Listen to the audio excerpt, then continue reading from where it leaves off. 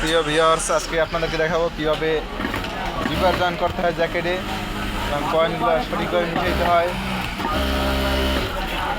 Hello guys, মাঠে পারে hello guys, এই একজন আছে আব্দুল্লাহ ভাই, ঘন্টায় 100 পারে, ঘন্টা থাকতেও পারে, আবার থাকতেও পারে।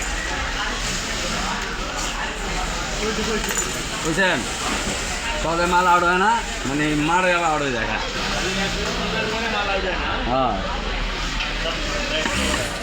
এই আরে কলম দিয়ে মার করার কারণ কি? কাঠা দিয়ে কলম কি সমস্যা? 110 হ্যাঁ, 110 করা যায়। এটা তো রাউন্ড না, হ্যাঁ, কলম দিয়ে মারতে হয় ওই কারণে।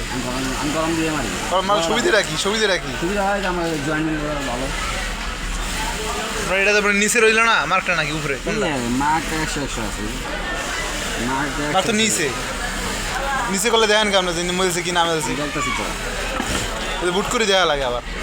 আমি তো প্রথমে মিলাই দিই, মিলাই কেঁচা দিলে আর সুবিধা হয় না। কেঁচা, হ্যাঁ, ক্যাশে দাম এটা সুবিধা মনে হয়, সুবিধা হয় না।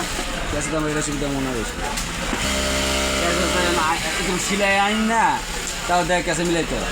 এটা মিলাম পরে মিলে আগে জায়গা শেষ। আমাদের এই গার্মেন্টসের ভিতরে দেখেন সবচেয়ে চালু ম্যান এই আব্দুল্লাহ ভাই আমাদের। মাইয়া আছে এরকম, এই গার্মেন্টসের ভিতরে সবচেয়ে চালু ম্যান। মাইয়া আছে এরকম জানা ভাই হাসতেছে।